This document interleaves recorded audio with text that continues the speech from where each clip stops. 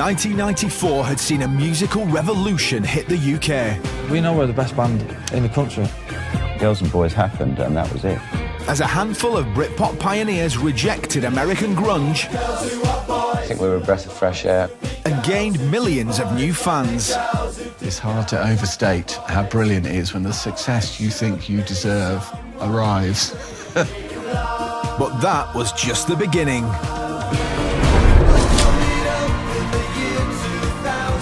This time, 1995, the year Britpop exploded. It was cool to be British again. It was magnificent. And a wave of new bands transformed the music scene, Just an amazing feeling of euphoric victory. bringing new voices to the fore. There had not been women fronting guitar bands en masse so brilliantly. Resurrecting British heroes You and I sort of blink and sort of wonder, is it really happening, you know? The proof is in the pudding. We've made a great album. and rewriting the rules of what makes a pop star. Hello, I'm Jarvis Cocker. Fortunes were transformed overnight. It was like a gold rush. Nobody said, be careful. No one said to stop the party. With everything building to the legendary Battle of Britpop. The biggest chart war in 30 years. Isn't that madness? Really did take the nation in its grip. This is the story of the year that Britpop took over the charts and won over the nation.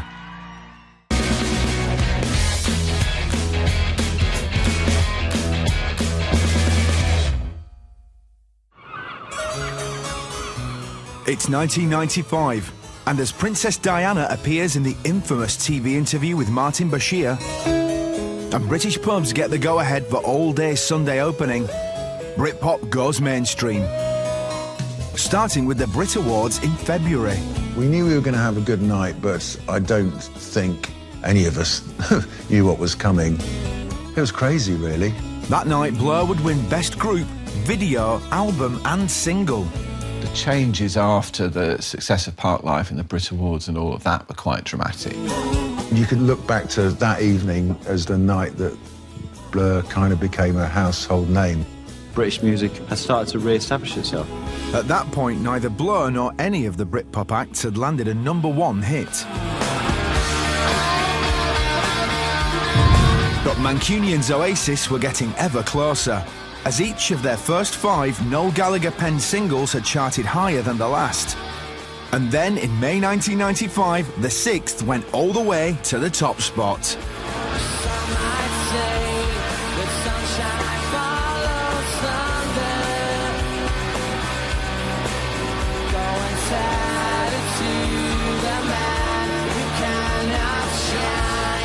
Some might say being #1 was fantastic. You know, the band were just getting bigger. It was a great time, you know. Some might say, well, half of it's deep and the other half's just nonsense. Really. Well, I got stuck at the chorus, so I just went all psychedelic and got pissed and just started singing about fishes and dishes and all the rest of it.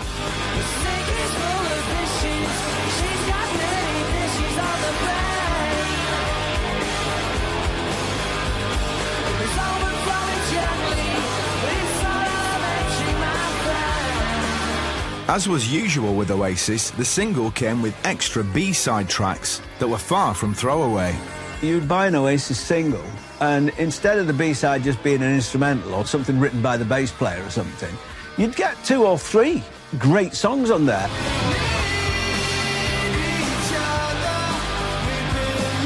Some might say one of the B-sides was Acquiesce, which I think is my second favourite Oasis song after Live Forever.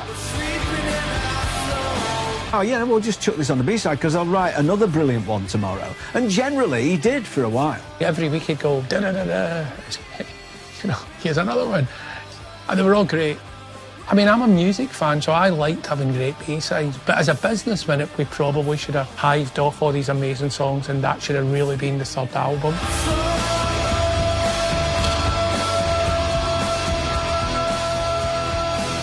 At that point, the positivity within the Oasis camp seemingly stretched to good relations with the members of Blur. When Oasis had their first #1, Alan McGee threw a big party for them at the Mars Bar in Covent Garden. Alex James was there. I'm very happy, and Liam had talked to him. I think we all ended up back at my house after that. But the thing is that there was none of that nastiness that was portrayed. But all that was to dramatically change, as a friendly rivalry between Blur and Oasis threatened to turn into something more toxic. You look back at it now and I think it was just competitive young men. They were as fiercely convinced that we were rubbish and they were brilliant. Yeah, I'm not in competition anymore with a Blur and that. Blur is Blur. As we were convinced that we were brilliant and they were rubbish. I think we were just really determined to show everybody that we were the best. Honestly, was willy weaving. I can't describe it as anything else but that. From Blur's point of view, they weren't coming in the studio and cursing and damning the Gallagher brothers. But I do remember one night I was out with Damon and Alex in the West End, and Liam Gallagher kind of suddenly just popped up, straight up into Damon's face, going, number one, you know, in his face. Mav, are you going to leave me alone now, yeah? Yeah, sure. Just one last one. Thanks a lot, thanks. I'd say the rivalry got out of hand, undoubtedly. For former Oasis PR man Johnny Hopkins, the roots of the rivalry can be traced back to the previous year, when members of Oasis decided to pay an impromptu visit to the Camden pub at the epicentre of the London Britpop scene, known as a regular Blur hangout. So here we are at the Good Mixer in Camden, very famous place, and for me it feels a little bit like visiting an old battleground. I think it was suggested to take a trip to the Good Mixer, announcing themselves to the Camden music scene. Wouldn't it be nice to get on with me neighbours? Bonehead, who's an amazing musician, spotted a piano and started playing, and everybody else sang along. Wouldn't it be nice to be a fucking Cockney? Wouldn't it be nice to be in fucking Blur? And then we went, and that was it. But witness accounts say that there were members of Blur in attendance. I didn't see them myself, because we didn't stay long, but apparently there were members there and heard it. And I suppose it was a little skirmish on the way to what happened later. Oasis and Blur's growing rivalry and record sales were now driving a rapidly increasing audience for British guitar music. And a host of artists would scramble to respond. The label wanted us to have a hit. As 1995 saw indie underdogs thrust into the mainstream. Totally unlikely pop stars. And out of the blue comebacks that no one saw coming. We sort of went Aberesque on it.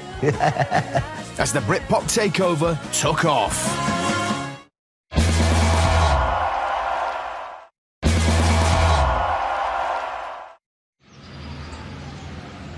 In the spring of 1995, Radio 1 listeners would wake up to a new breakfast show host and a Britpop soundtrack. Wake up, it's a beautiful morning. Chris Evans on your radio. The success of Blur and Oasis meant that Britpop was starting to take over the airwaves, and seemingly unlikely bands were being propelled into the upper reaches of the charts.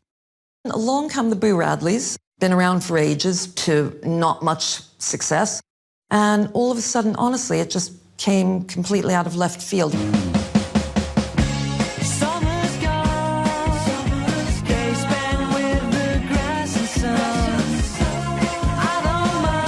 Wake Up Boo is a really great pop song. And it is one of those eternal radio hits, isn't it?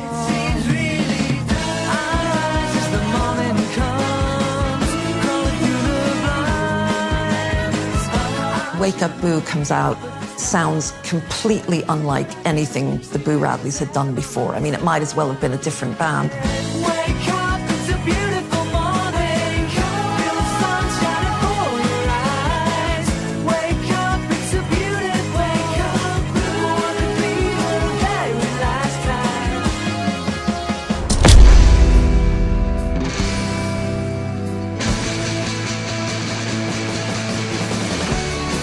The story of the Boo Radleys, who'd formed on the Wirral in 1988, was typical of many of the new chart stars of 1995, as in their early days, mainstream success was never on the agenda. They started as a kind of noisy band.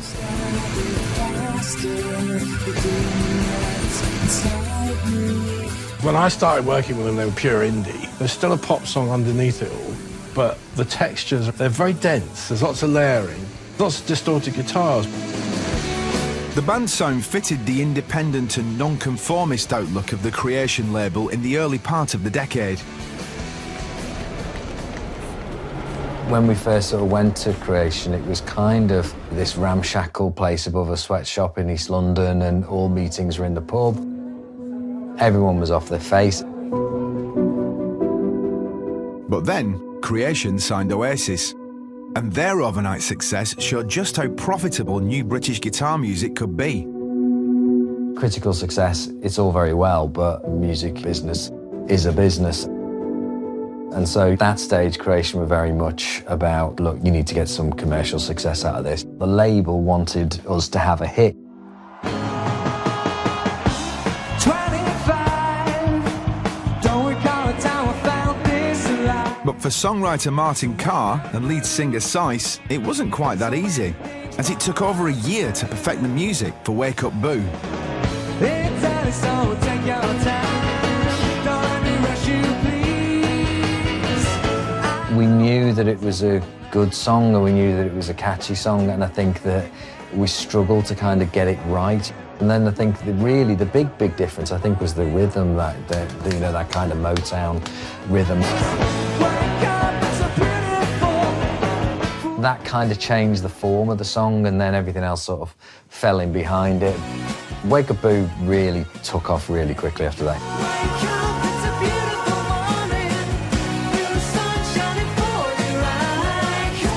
Suddenly they were a massive band, and it was everywhere. Totally unlikely pop stars. That's what was sort of good about the 90s, that you'd get like a bald guy like Sice being a pop star.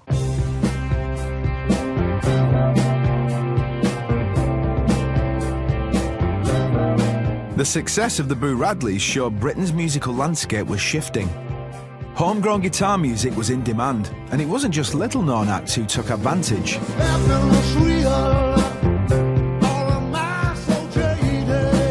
The interesting thing about Paul Weller and Britpop is, like, did Britpop almost rescue him?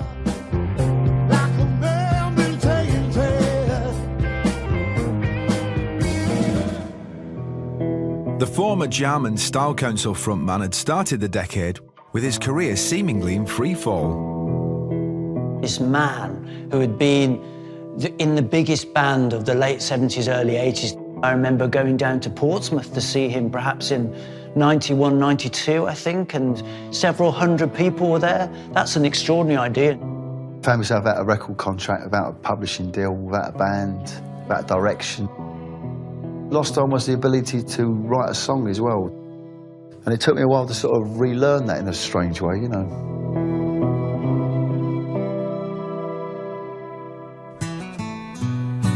Renowned for his stubbornness, Paul Weller had refused to quit, making 2 early 90s solo albums. For Paul, it was always about not repeating himself, so he always wanted to move on.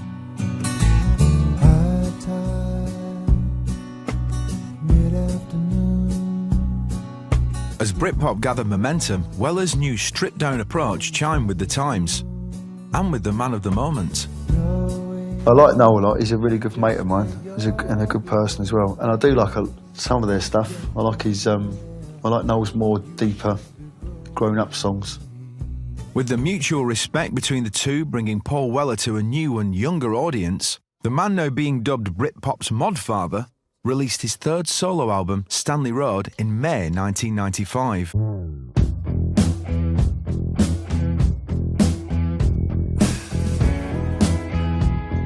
When we were recording it, we knew it was really good. You can never tell how well something's going to do, but we were all excited.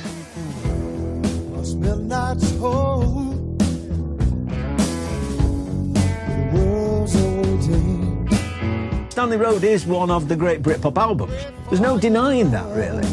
Even the artwork and everything seems to kind of capture that moment, really. The stars had aligned to give Paul Weller his first chart-topping album for 10 years.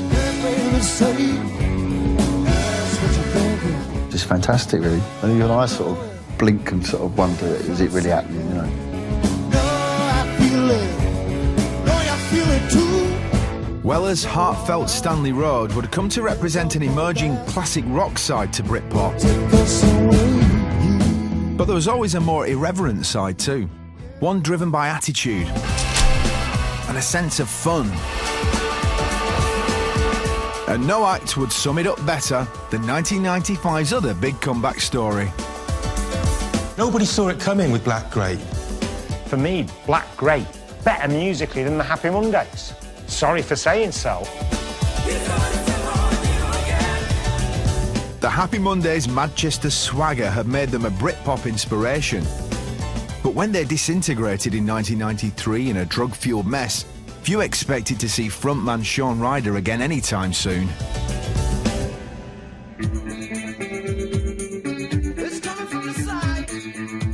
Shaun, at this time, he had a lot to prove. The first minute of the Monday splitting up, you know, we was off to Los Angeles and New York, starting out this album, but we couldn't tell anybody.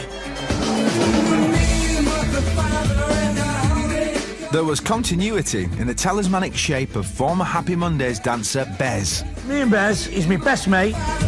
I've said it a million times, we have a sexless marriage. Bez was coming with us, he was coming with me. The future was Black Grape and Shaun and Kermit. Providing new blood was co-frontman and lyricist, rapper Paul Kermit Leveridge. It's quite hard for a band member who's been in a really good band to reinvent themselves, and yet when Shaun teamed up with Kermit, it sounded different. It really did. So me and Kermit got together and we start writing for the Black Grape stuff. We sat there like a last Smith and Jones, bouncing ideas off each other. Shaun Ryder had spent his whole life sucking in pop culture, everything from adverts to kids' TV shows, and he was just splurging it all out again, but turning it into trash poetry. You've got the bit in The Name of the Father about Neil Armstrong having bigger balls than King Kong.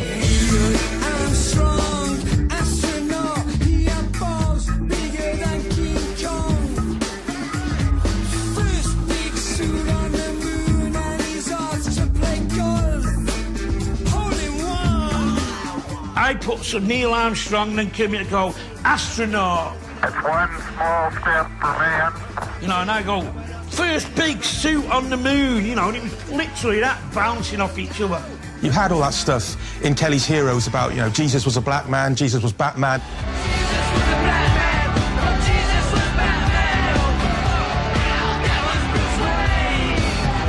And that came from a real conversation at the time and was kept for the song because it was so funny. It was just laugh out loud funny, and you could dance to it. Although the revelation of the underlying inspiration behind Shaun Ryder's lyric writing may come as a surprise. It used to be so nice, it used to be so good. I go from the ABBA book here, mate. So when you're near me, darling, can't you hear me? SOS. Because ABBA, when ABBA started writing, Ben and Jerry or whatever they called, they couldn't speak English. So what they did, they'd write English words and English lyrics down, and they really didn't know what they meant or what, but there's a lot, they sounded good. So we sort of went ABBA-esque on it with this, you know, it's like, doesn't matter if they don't make sense, as long as they sound good. My father's father by nature, he was splendid.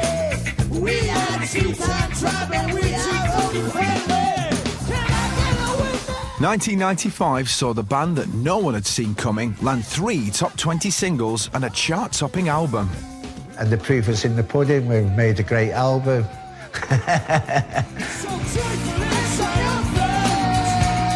It's a very good question as to whether Black Grape are Britpop, but I think they are.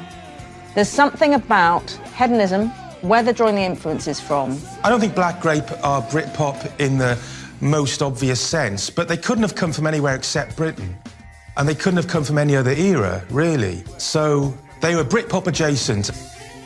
As 1995 unfolded, Britpop had seen surprising comebacks, unlikely heroes, and the movement's two big beasts, Blur and Oasis. Everything about it was thrilling and edgy and dangerous. But waiting in the wings were another quintessentially British band, fronted by a quirky new kind of pop star, whose arty swagger would provide one of the everlasting Britpop hits. Hi, hello. How are you?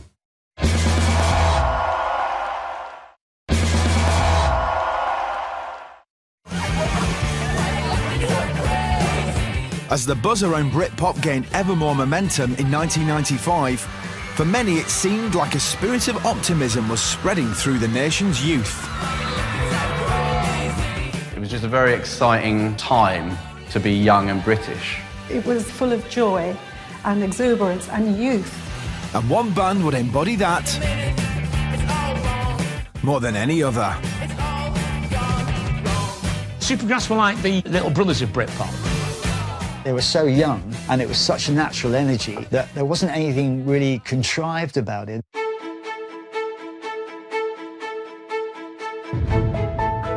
It was a chance meeting in the university city that saw the band find a producer who would record their chart-topping debut album. I was in a music shop in Oxford at the time.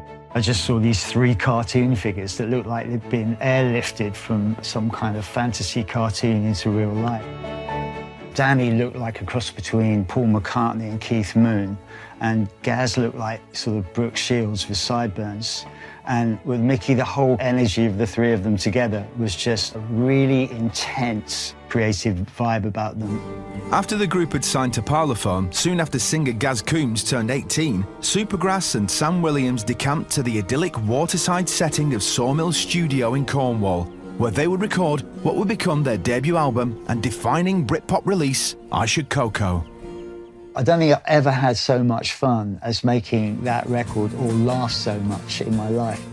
There was no question that we could feel that something really special was happening, and most of all, it was effortless. The first single from the album, Caught by the Fuzz, was like a chapter from the singer's teenage diary.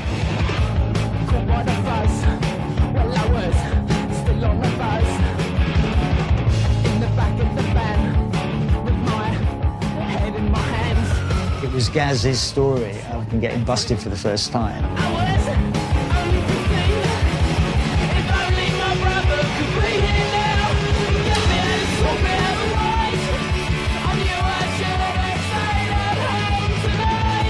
It's probably the easiest lyrics we've ever written because it was pretty much like doing dictation. Gaz told us what happened when you were 15, and we just wrote it down and got it to rhyme, yeah.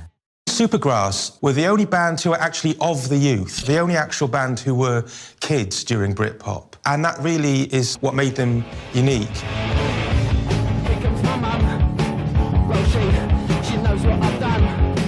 That line, here comes my mum and she knows what I've done. Nobody else in bands cared about what their mum was going to do. The track would be the first of 5 singles taken from I Should Coco. Caught by the Fuzz came out first. I think Man-Sized Rooster came out after that. I think Lenny, and all of these tracks were hitting the charts and getting higher each time. But surprisingly, the song that would become Supergrass's signature hit was held back as the 5th and final release from the album. And getting the track's classic intro right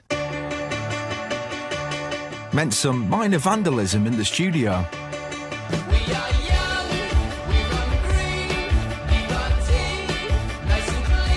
We wanted to get that kind of knees-up pub piano vibe. So I got a piano tuning fork and got stuck in on the Sawmill's grand piano, which they weren't too happy about, to be fair, but it did give us exactly the right sound.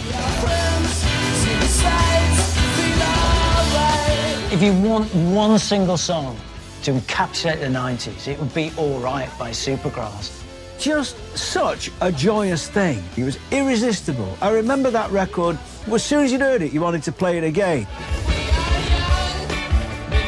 The song's iconic video now seems to encapsulate the Britpop attitude, but that wasn't the intention of directing duo Dominic Hawley and Nick Goffey at the time. The idea of the All Right music video was that it was a bit of a joke. It was actually a bit of a Mickey take to the whole idea of Britpop that had suddenly blown up in the press. We actually thought we'd take the piss a bit out of it. Britpop, red, white and blue, on chopper bikes, you know, on the bed, flying around the beach in Port Merion. Unfortunately, the video was just taken really on face value as being this really fun, cheeky chappies. One twist that the novice directors had definitely not seen coming was for the world's most celebrated filmmaker to become a fan of their work. Famously, Steven Spielberg saw the video and then flew us out to have meetings about making a TV series with the band. We were halfway through making our second album when he asked us whether we wanted to do it. It was incredibly flattering to get Steven Spielberg to phone you up, which is, I mean, we didn't sort of go chasing it or anything. We had sort of brainstorming sessions with Spielberg, and it was all like, I'm going to be doing Jurassic Park 2 on the Universal lot. You can be on another stage. I can come over and sort of see how it's going. The lawyers put the contracts together, and then the band went, do we really want to do this? We're musicians. We don't want to go off to Hollywood and become TV stars. So it didn't happen. The new appetite for homegrown talent that saw Supergrass soar from obscurity to saying no to Spielberg meant that the time was also finally right for others, who'd been playing the long game. Oh, hello. How are you?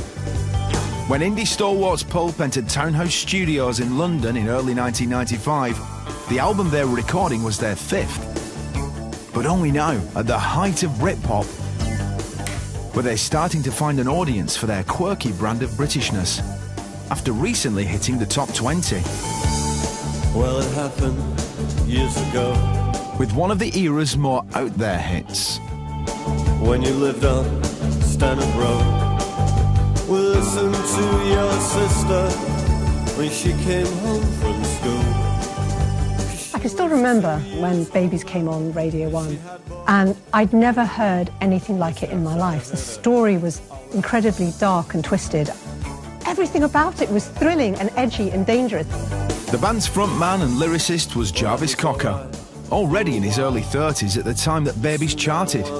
Most of Jarvis's songs of that era are short stories, or little fragments from a diary. I hid inside her wardrobe, and she came home round 4, and she was with some kid called David, from the garage. That's what makes them so wonderful, the idea that they're all rooted in real life. I wanna take you home, I wanna give you children. Jarvis, if he hadn't been a singer in a band, he could have been a novelist. Rather like a kind of musical Alan Bennett. And if much of Britpop was about observation of British life, no band could match Pulp's decade-long experience of watching from the sidelines, wondering if their moment would ever finally arrive. Pulp's journey to stardom is anything but an overnight sensation. Nothing in Pulp's ever overnight. Pulp started gigging in 1980. They were still at school at that time. Jarvis was 16, the rest of the band were a little bit younger.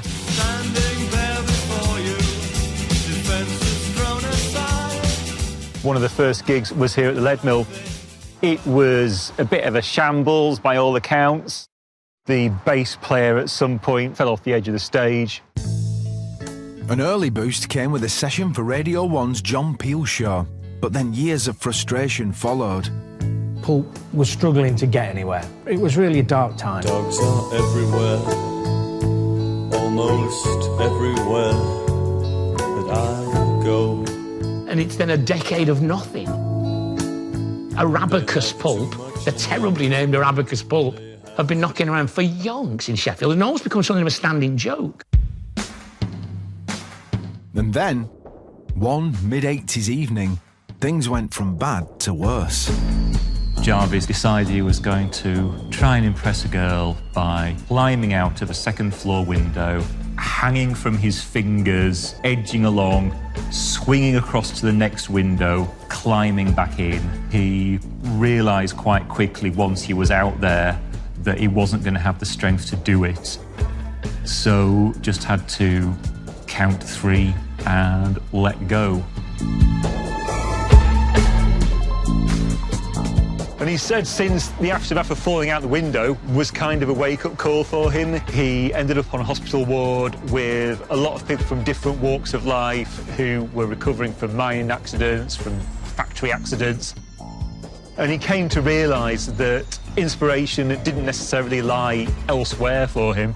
It was all around him, that life in Sheffield was a lot more interesting and a lot more worthy of writing about than he'd thought before.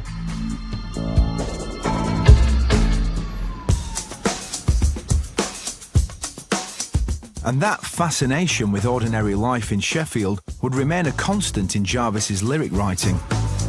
Even when he left the city in the late 80s for London to study film at St Martin's School of Art. I think Jarvis's lyrics became more interesting because in a way he had more to feed off in London, but it also gave him a perspective of what was going on in Sheffield. And so he started to write more about his life in Sheffield, ironically by being in London. Jarvis had done some new material, and we realised that this bunch of songs was really good, really interesting. You're looking thin, but all that you live on is lip gloss and cigarettes. After years on smaller labels, it was a game-changing moment when the band signed to Island Records. Island were a really cool label then, like they'd done Bob Marley and Roxy Music. And to sign to their label was like, oh my God, really exciting. And then, all of a sudden, they seem to chime in.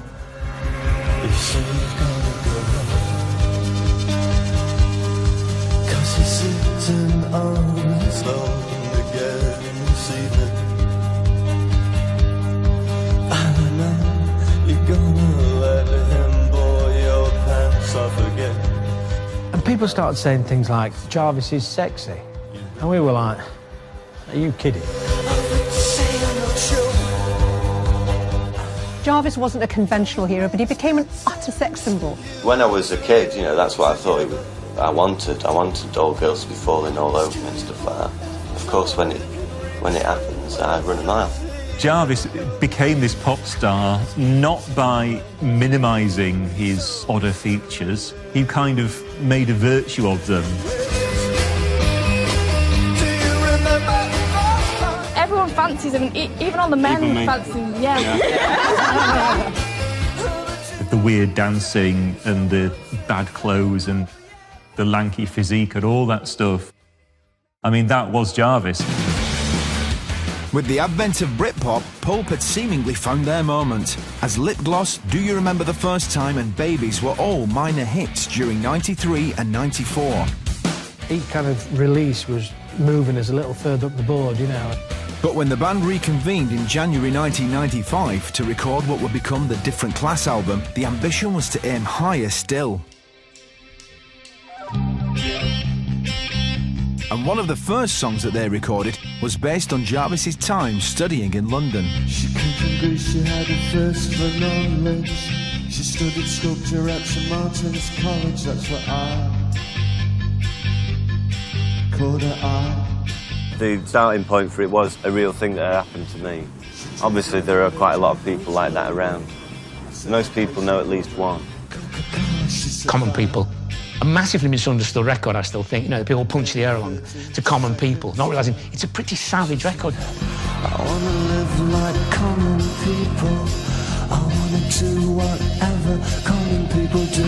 Wanna sleep with common people.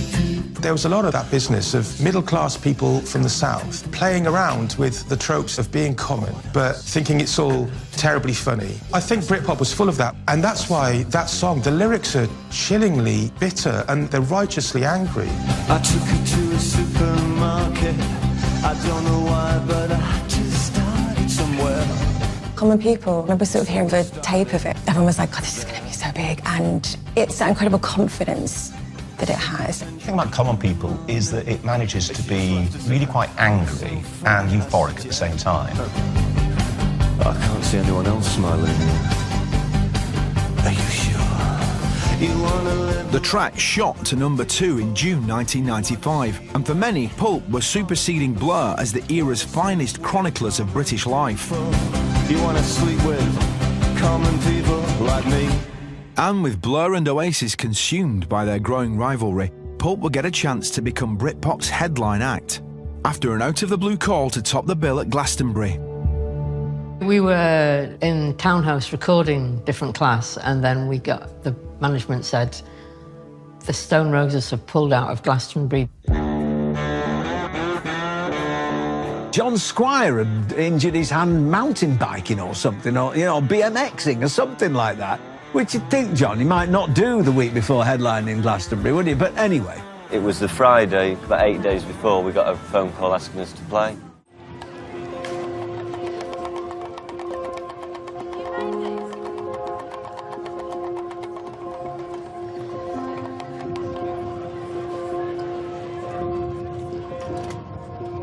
It was kind of terrifying, but really thrilling.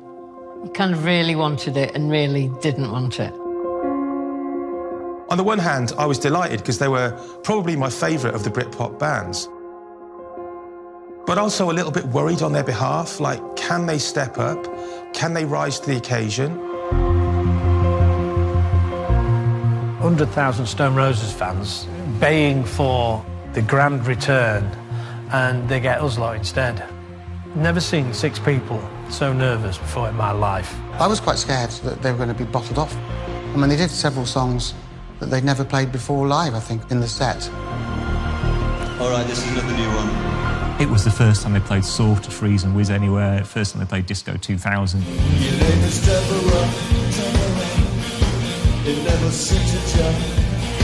If you look at those songs now, it's like a greatest hits set, but before anybody knew them. Then you come down. Jarvis had such charisma. I've never experienced anything like it. We do our thing and we see what you make of it, and then it comes back to us and it's something that happens, right? This feeling of a kind of ripple spreading through the crowd of this is actually happening, this is really working. I took her to a supermarket. I don't know why, but I had to start it somewhere. So it started. Obviously, we finished with Common People. It had been #2 in the charts literally a month before. They lit the crowd up and you could see them going back for miles and dancing along, and that was just incredible. It was like, oh, Jesus Christ, this is really good. You want to live like common people. You want to see whatever common people. I was there, I was in the crowd. It was a tear to the eye stuff. Just a wonderful, wonderful feeling. People like me. It was the right band at the right moment, and, you know, it's gone down in Glastonbury history. It almost felt like out-of-body experience. You knew what we'd done to get to this position, and it was just an amazing feeling of euphoric victory.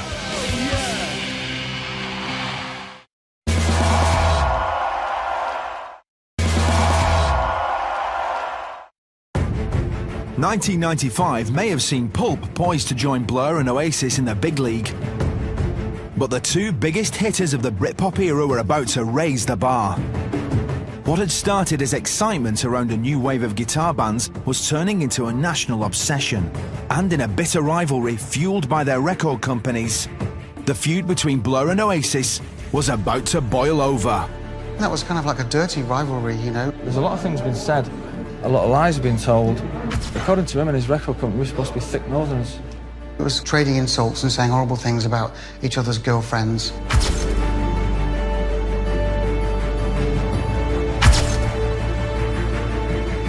And then the Blur camp made the fateful decision that would turn the rivalry into all-out war. We had both finished recording singles. We found out in advance what day Oasis were going to release theirs, and we thought, would it be funny if we released ours on the same day? They then moved their release date so it wouldn't conflict with ours, and then we moved ours again back to theirs, so it was on. We weren't going to move it the second or third time, so we just went, OK, we'll go up against them. The Battle of Britpop had begun. Is music a competition? I mean, the charts kind of turn it into a competition, really. It's a popularity contest, basically. It was an NME cover. That's what defined it. The NME had Blur v Oasis, and they had a couple of boxers with their fists up. The fact that there were the 2 bands battling it out, so big, so exciting. I'm a little nervous about the whole thing. By the very nature of being in a band, you're always quite competitive. And you want to come top, really. The 2 songs going head-to-head were Blur's Country House and Roll With It by Oasis. And the tracks exemplified the different approaches of the 2 bands in every way. If you listen to an Oasis song, it's you and I and us and we, right in the middle of a crowd on a terrace or in a club.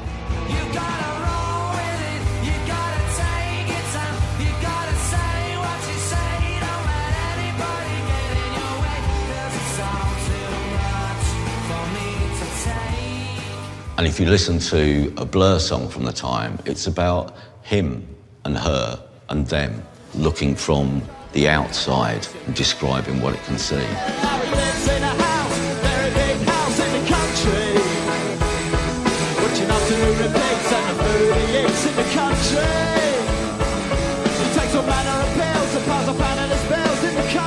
The two songs also highlighted the band's very different approaches to videos. Oasis went for pure performance. Oasis videos were just like stripped, bare, no nonsense. It's just like so brutal and uncompromising and kind of great because it's just about the music.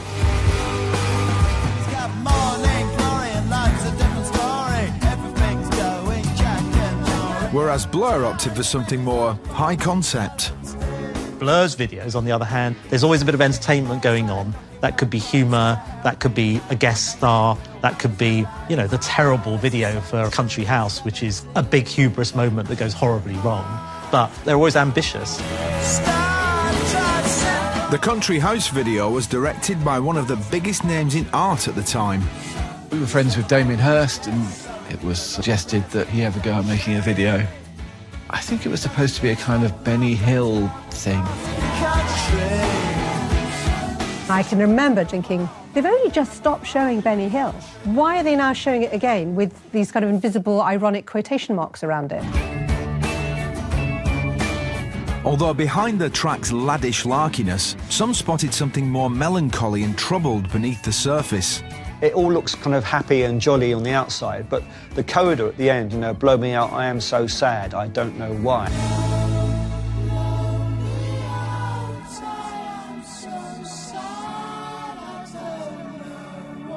Blow me out, I'm so sad. There was a lot of confusion in the ranks in Blur. I think Damon and Graham were quite bamboozled by where they'd ended up. I think the initial rush of becoming famous can be a very kind of exciting thing, but then it can kind of wear off quite quickly. And whereas people like Alex adapted to it quite well, I don't think Graham kind of took to it quite so easily. I think for Damon, it was a double-edged sword as well. Country House is sort of me imagining myself going mad, which I did a bit last year. I didn't go mad, but I definitely felt peculiar.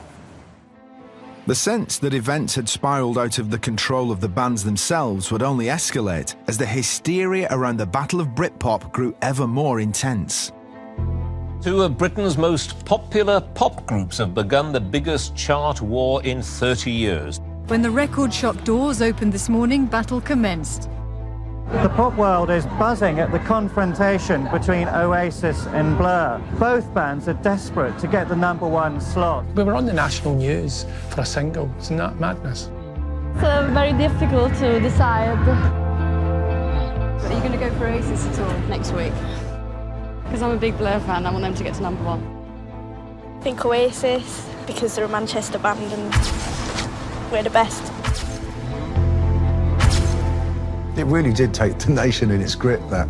There's a lot at stake. Neither wants to finish second. I was actually on holiday in France the week of release. I'm a pilot, flying myself back on the day of the chart battle. Air traffic control had got wind of the fact that it was me in the aeroplane, and so they were passing me from controller to controller with chart updates. The most talked about week in British pop music for many, many years. And the champagne corks are now going to be popping in London because we congratulate Blur. It never really occurred to me that we wouldn't win that battle. Of course, as it turned out, that was only one battle in a much longer campaign. The Battle of Britpop saw the extraordinary power of music business hype. And in 1995, that wouldn't just help bands to the top of the charts. It could also create and then destroy new groups almost out of thin air. Let's have a big hand for a new band. It's a salutary lesson, but it's also an amazing tale.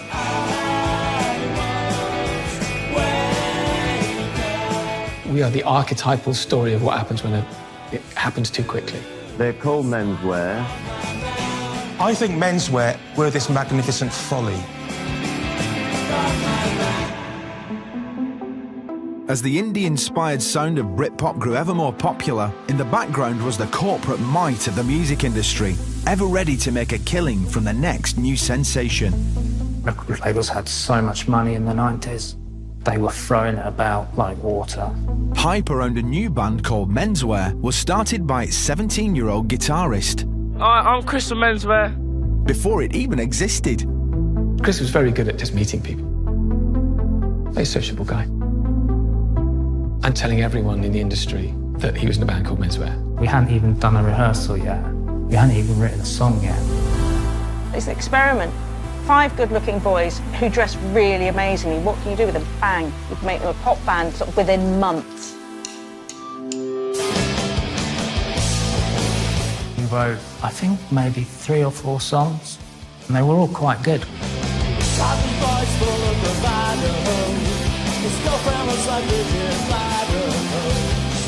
The minute we started to do anything, there was record companies there straight away, offering to throw money at us. Publishing deal we got, I think it worked out at something like £50,000–60,000 a song. We hadn't earned any of this. This is the thing, and I think that's why we got up people's noses.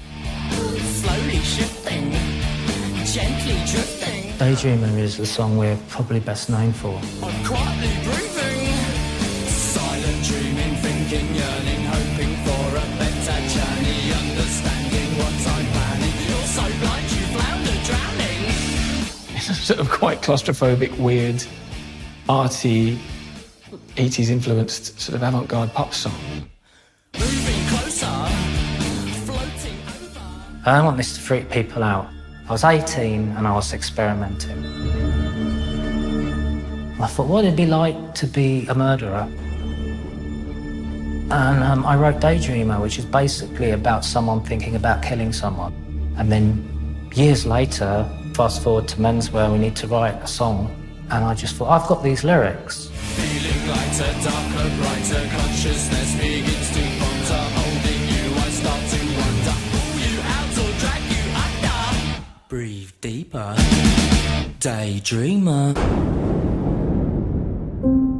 When Daydreamer reached number 14, it seemed as if, after all the hype, Menswear were delivering the goods. But the hedonistic atmosphere around the band grew ever wilder. I think the first time I thought this is not going to last very long was when we were actually recording the first album.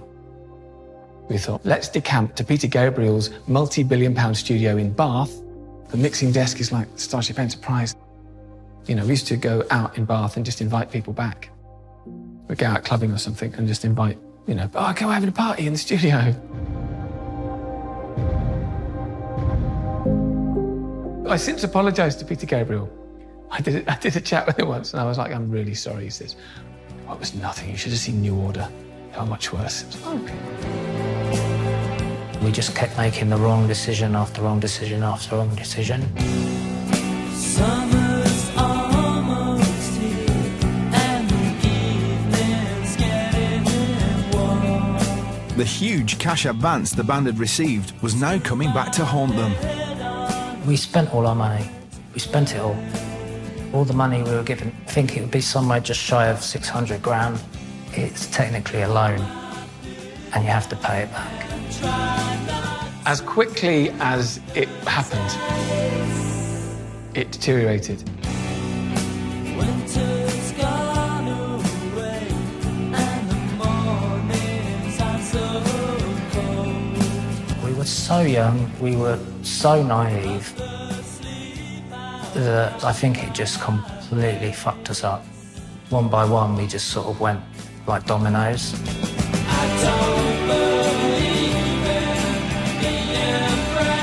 After Menswear's second album failed to gain release anywhere other than Japan, the writing was on the wall. The band, who'd been so fated on the way up, found themselves yesterday's men. Their star had burned brightly, but briefly. Nobody said, be careful. No one said, stop the party. No one said, this is a bad idea. Sometimes I'm amazed that we all are still here, with our faculties still kind of working, because we were just very naughty. And it was fun. But you can have too much fun. Now it's time to say good night. So sleep tight. While the rapid rise and precipitous fall of Menswear may have been driven by hype,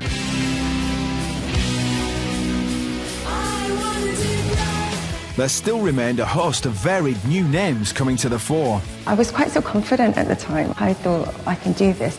With representatives of a new and more diverse Britain entering the Britpop fray. It's important that I feel I have a place here as well.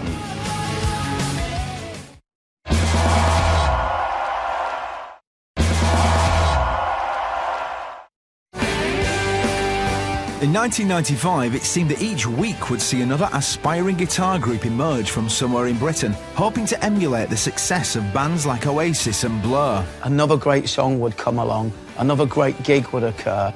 It was very exciting. But it wasn't just about the boys. The music scene at the moment is really healthy because it's very diverse. It was so interesting and also hopeful that you had bands like Elastica, Sleeper, bands where women were powerful and, in fact, a lot cooler and a lot less try-hard than the boys. They weren't girl groups, they were proper female bands. They weren't seen as dolly birds. They were taken seriously as musicians. There had not been women fronting guitar bands in that way, en masse, so brilliantly. Echo Belly were a law unto themselves. Racially mixed gender. You've got a gay guitarist, Debbie Smith. She's completely her own person. And then Sonia Madden, Indian heritage.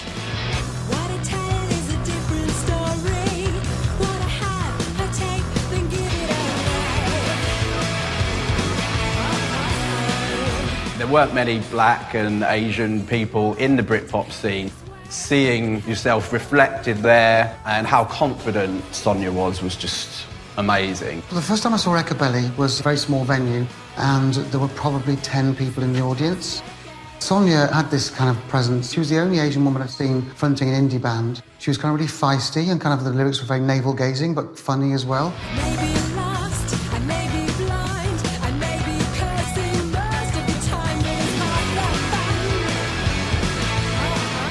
The road to the formation of one of Britpop's most distinctive bands began when singer and lyricist Sonia Madden saw guitarist Glenn Johansson playing in a London pub.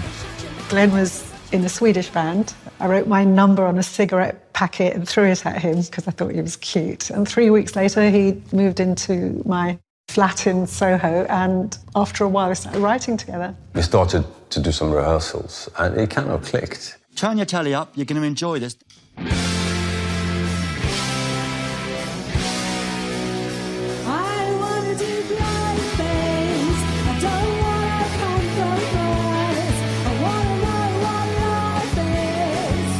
I was not focused on becoming a pop star. I fell into this by meeting Glenn and just having a go at writing for fun.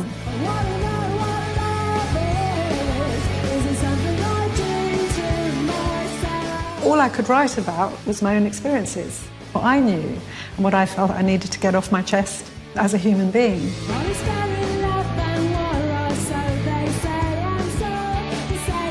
A career in pop music had not been what Sonia's strict parents had in mind for her when they moved to Britain from Delhi when she was 2. My parents were both PhDs. I had a rather weird upbringing in the sense I was only allowed out once a week to go to the library to study. Influenced by Blondie and the Smiths, the first of the band's 3 top 30 singles was Great Things, reaching number 13 in September 1995.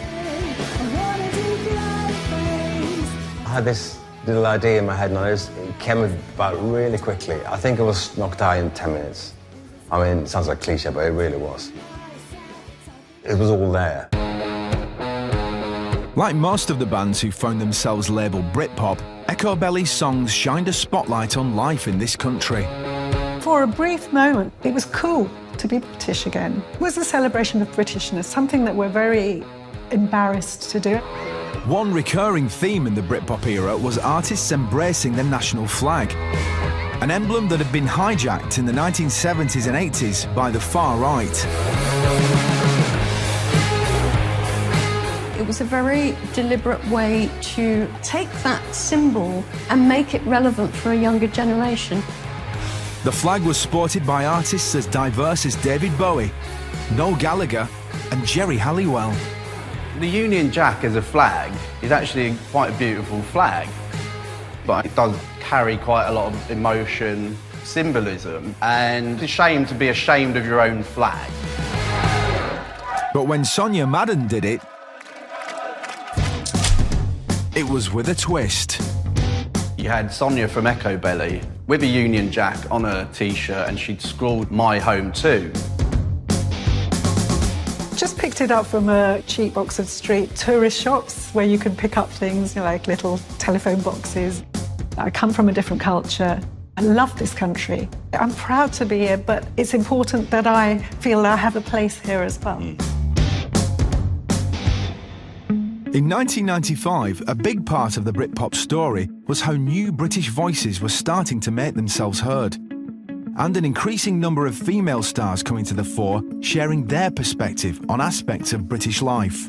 Most of the women who were, you know, the lead singers or the kind of prominent figures in bands at the time, they were just being intelligent and being themselves.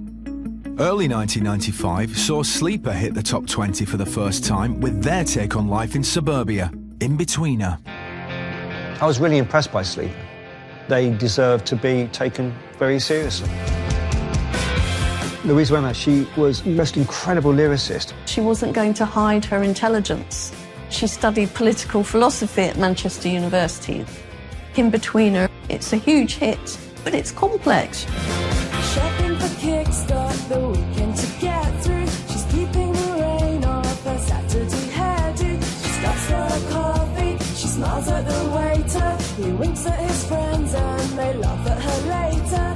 It's not just a typical song about love and romance. It's looking at what happens when you get into a relationship and it's not quite the right relationship for you, but you stay with it because it's companionship.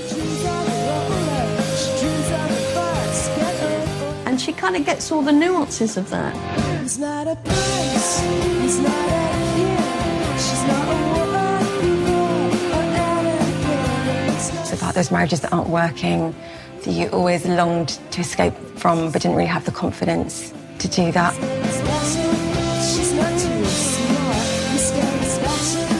You know, it's also a little bit about my parents' relationship. You know, I grew up in the suburbs of Essex, and it was kind of quite beige and dull and boring. I once went to see Sleeper play at a nightclub in, I think, Romford. Driving out there through those streets where you drive down those kind of A roads and there's just houses right on the street, and just looking around and thinking, every one of these front doors has got a Sleeper song behind it. Quickly she came, dressed up the thing, riding her perfume downstairs. Makeup like glue, she danced round the room to the sound of her corduroy flares. I was quite self-confident at the time. I think I thought, I can do this. I'd been wanting to do it for so long. I loved writing lyrics. I love writing melody. That's what I'm good at. It was really like, okay, here we go now. My attitude was, everyone else, why not us? It's time. What do I do now? Are we going under? What did I do wrong? I thought we had sorted out. I was really ambitious. I wrote a fake NME review of our band and sent it to record companies. When I went and got someone that could print it and make it look like it was NME type. And I made a little criticism of us because I wanted it to seem genuine. So I admit that it all started as a scam. 'Cause every girl wanted you, and a year out of time, we know Although Louise, who has since become a successful novelist, has mixed feelings looking back on the Britpop years.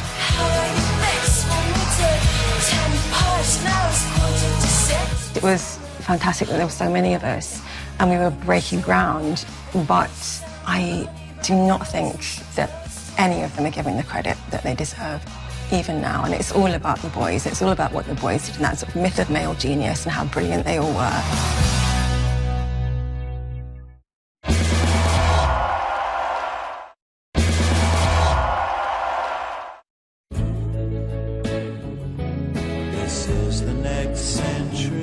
After Blur had emerged triumphant in summer 1995's Battle of Britpop, their star appeared to be truly in the ascendant when tracks like The Universal saw the Great Escape album receive glowing reviews and top the charts. The future's been sold. Every night we're gone.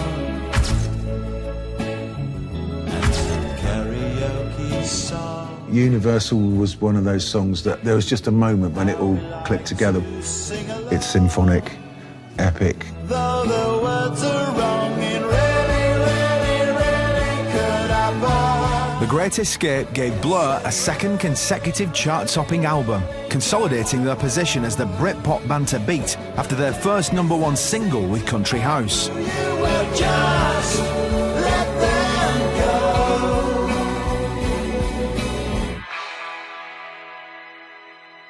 But despite everything going so well for their bitter rivals, the mood in the Oasis camp was surprisingly upbeat, as they looked to move on from the disappointment of Roll With It failing to top the charts. I didn't really mind losing the Battle of the Singles, because I'd heard the album, and I knew we got the singles on that Morning Glory, just to batter our way to the top. After the dramas and delays surrounding the recording of the band's debut album, Definitely Maybe, the making of the follow-up, What's the Story Morning Glory, went much more smoothly. This is the nerve centre, the bridge, as we call this. Full steam ahead! She's electric. She's in a family full of eccentrics. They don't think It was made in about a month, recorded and mixed in a month. Do you know what I mean? It was so fast. The speedy recording process was helped by Noel Gallagher's prolific songwriting output at the time. I used to ride with my soul by the side of the road, just as the sky turned black. I took a walk with my fame down memory. The first time the band heard the album in its entirety was on a tour bus after a show in Hamburg, outside the hotel, and Noel had started taking them through the songs, just him and an acoustic guitar. What am I gonna do while I'm looking at you and you're standing ignoring me? On occasion, the lyrics weren't finished, so it was da-da-da-da-da-da, you know, in tune, obviously. There's no point in running away now.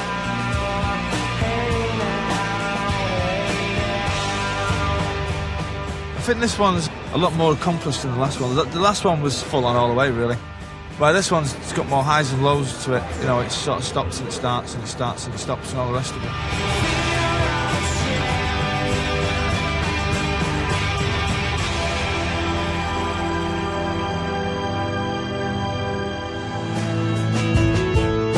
But that upbeat mood was soon threatened when, in another disappointment for the band, reviews for the album ranged from lukewarm to openly hostile. Wake up the dawn and ask her why. A dream, she never died. I actually reviewed it for Melody Maker and I found it very mixed. Champagne Supernova, and it's like a dirge and it made no sense. Walking slowly down the hall, faster than a cannonball. Well, my last line was, they sound knackered. I stand by it, they did sound knackered.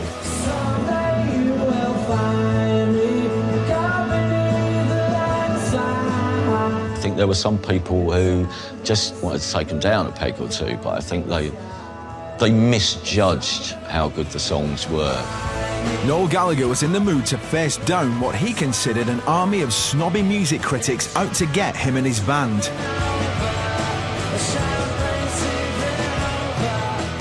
I think it's a better album than the last one, simply because the songs are better, the production's better, the singing's better, the guitar playing's better, there's better sounds on it, it's got a better cover. Everything about it's just better. And Noel wasn't alone in thinking that, as the negative press reception had zero effect on sales. The Morning Glory reviews was one example of the actual public not paying any attention whatsoever to what the critics said, because they heard the songs on the radio, they liked them. Who cared if the woman in The Guardian didn't like it or something? So it was a bit of a bloody nose for the critics. And all the roads we have to walk are winding. What's the Story Morning Glory would go on to become the UK's best-selling album of the 1990s, with eventual global sales of over 22 million. The public had voted with their wallets, and in defiance of the music establishment and trend-setting critics, Oasis had blown the competition out of the water. I remember kind of thinking, well, we've achieved everything that we've ever set out to do, which was to become the biggest band in the world. I'm never going to write an album that's as big as Morning Glory, because lightning never strikes twice. I've done my bit for modern pop culture.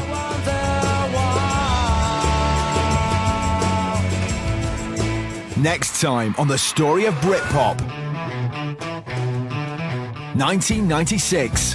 Britpop was at its height. Oasis continue their ascent into rock superstardom. We were the biggest band in the world because we were selling the most records and playing to the most people.